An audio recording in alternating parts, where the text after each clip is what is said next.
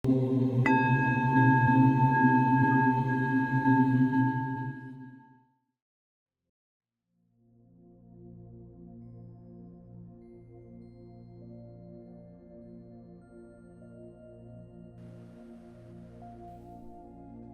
দিনে সকলেই যে গুরু গুরু করে লাফাচ্ছে, গুরুর কি আদৌ প্রয়োজন আছে?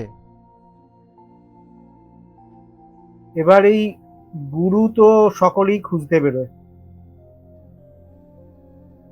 শব্দটা আমরা বলছি কি গুরুর প্রয়োজন আছে কিনা।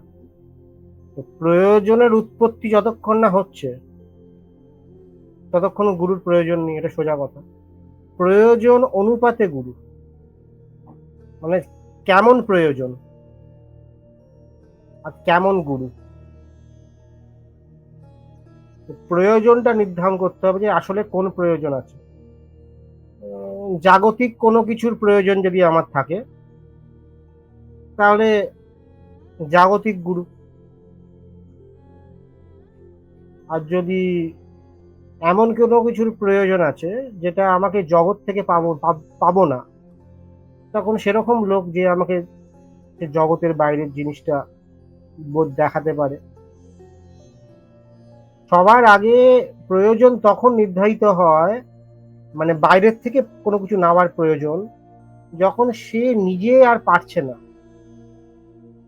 মানে গুরুর প্রয়োজন তখন যখন তার সমস্ত প্রচেষ্টা শেষ হয়েছে, সে নিজের থেকে সমস্ত প্রচেষ্টা নিয়েছে, তারপর তার যখন খোঁজ আছে। যার খোঁজ নেই তার গুরু নেই।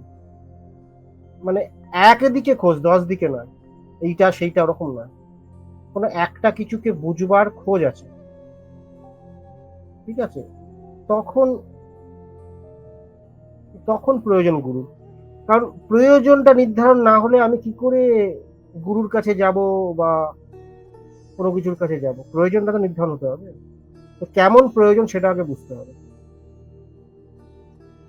সেই দিক দিয়ে যদি দেখি যে আমি পারছি না, তখন অবশ্যই আছে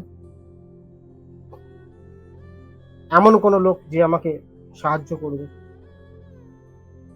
এবার সেই লোকটা যে গুরু, তাকে গুরু বলবো কি বলবো, এটা তো ভাববার বিষয়।